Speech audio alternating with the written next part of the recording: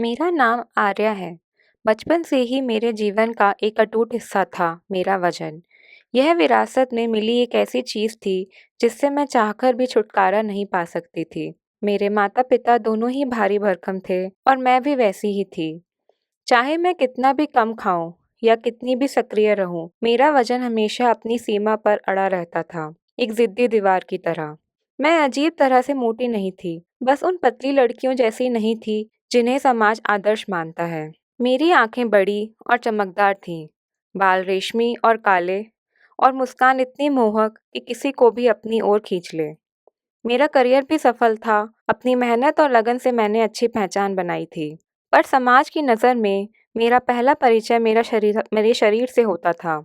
मुझे आज भी याद है, जब मैं मासिक धर्म से के दर्द से कराह रही होती या किसी दिन थोड़ी थकी हुई महसूस करती, तो लोग झट से कह देते, अरे यह तो भारी भरकम है, इसलिए थक गई होगी। कोई यह नहीं सोचता था कि शायद मैं बीमार हूँ या मुझे दर्द हो रहा है। मेरी थकान या दर्द को हमेशा मेरे वजन से जोड़ दिया जाता था, जैसे मेरा शरीर ही मेरी हर समस्या की जड़ हो। सबसे ज़्यादा चुभने वाले पल वो होते थे जब लोग अनजाने में या जानबूझकर मुझे असहज महसूस कराते थे। एक बार मैं अपने कॉलेज की दोस्त रीमा के घर रुकी थी। रात को सोने के लिए मुझे एक टॉप की ज़रूरत थी। रीमा बहुत पतली थी और उसे अपनी पतली कमर पर बड़ा गर्व था। मैंने उससे पूछा, रीमा, क्या तुम्हारे पास कोई एक्स्ट्रा टॉप है जो मैं पहन सकूं? उसने मुस्कुराते हुए अपने एक टॉप दिया और आत्मविश्वास से कहने लगी, यह लो, यह मुझे बहुत ढीला आता है। पर जैसे ही मैंने उसे पहना, वह मुझे एकदम फिट हो गया। रीमा की आंखें बड़ी हो गईं। उसने तुरंत कहा, अरे वाह, ये तो तुम्हें फिट आ गया। लगता है यह मुझे बहुत ही ज़्यादा ढीला था, तभी तुम्हें फिट हो गया। सोशल गैदरिंग्स में भी यही सिलसिला चलता रहा। जैसे मैं अपने करियर की सफलता और अपनी सुंदरता के लिए प्रशंसा बटोरती, वहीं कुछ लोग, विशेष रूप से जो मुझसे ईर्ष्या करते थे, मेरे वजन को मेरे मजाक उड़ाने का हथियार बना लेते थे। आर्या, तुम तो इतनी सफल हो, थोड़ी डाइटिंग पर ध्यान दो। या तुम्हें देखकर नहीं लगता कि तुम कभी एक्टिव रही होंगी। ये सूक्ष्म ताने मेरे आत्मविश्वास को कमजोर करते थे। मैं अक्सर लोगों की नज़रों में उस अस्वीकृति को महसूस करती थी जो मेरे दिल के खामोश घाव को छेड़ जाती थी। समय बीतता गया, मैं इन सभी चीज़ों की आदी हो गई थी, पर दर्द कभी कम नहीं हुआ।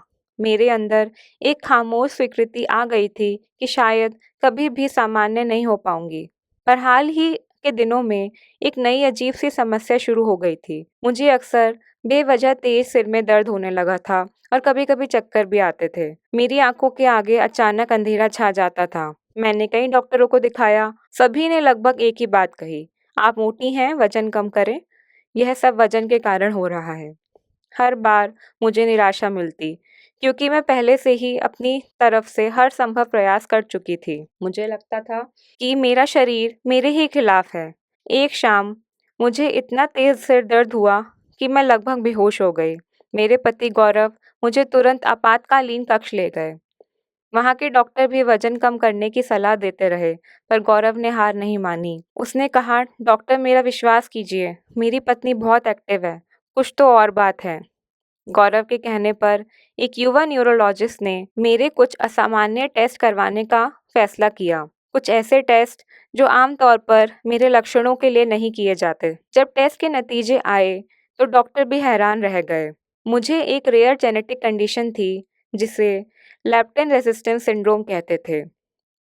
इस स्थिति में शरीर वजन कम करने वाले हार्मोन लेप्टिन के प्रति प्रतिक्रिया नहीं करता, जिससे वजन बढ़ना और बनाए रखना मुश्किल हो जाता है। यह एक आनुवंशिक दोष था जो मेरे परिवार में पीढ़ी दर पीढ़ी चला आ रहा था। लेकिन इस रिपोर्ट में एक और चौंकाने वाला खुलासा हुआ, जिसने मुझे और गौरव को अवाक कर दिया। मेरी रिपोर्ट में यह भी दर्शाया गया था कि इसी जेनेटिक म्यूटेशन के कारण मेरे शरीर में एक विशेष प्रकार के प्रोटीन का उत्पादन होता था, जो मुझे एक दुर्लभ और आक्रामक प्रकार के मस्तिष्क ट्यूमर से बचाता था। यह ट्यूमर मेरे परिवार में कई पीढ़ियों से चला आ रहा था और यह मेरी दादी और परदादी की अकाल मृत्यु का कारण था, जिन्हें हमेशा अजीब सी बीमारियां होती थीं।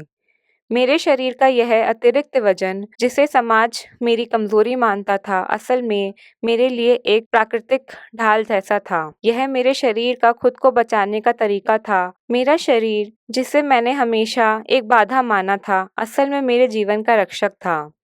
मेरी दादी और परदादी को भी यही स्थिति थी, पर तब विज्ञान इतना उन्नत नहीं था कि वे इसे समझ पाते। उनके वजन को सिर्फ मोटापा माना जाता गया, जबकि वह उनके शरीर का सुरक्षा तंत्र था। जब मैंने ये नतीजे लोगों को बताए, तो सब अवाक रह गए। रीमा, जो अपनी पतली कमर पर इतना गर्व करती थी, शर्म से पानी-पानी हो गई। जिन लोगों ने मेरा मजाक उड़ाया था, उनके चेहरे पर पछतावा साफ दिख रहा था। उन्हें महसूस हुआ कि उन्होंने कितनी बड़ी गलती की थी, एक व्यक्ति को उसके शरीर के आकार से आंकने की। मेरे लिए यह सिर्फ एक मेडिकल डायग्नोसिस नहीं था, यह एक मुक्ति थी। मैंने खुद को उन सामाजिक अपेक्षाओं से आज़ाद महसूस किया, जो मुझे हमेशा मेरे शरीर के कारण शर्मिंदा करती थी।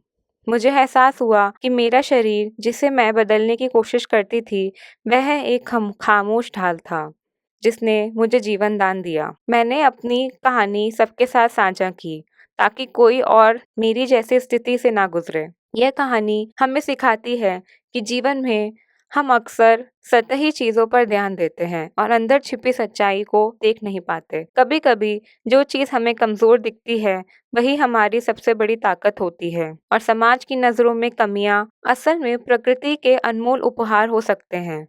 शरीर का आकार मायने नहीं रखता, मायने रखता है वो अदृश्य संघर्ष और वो खामोश रहस्य जो हमें हम बनाता है। धन्यवाद।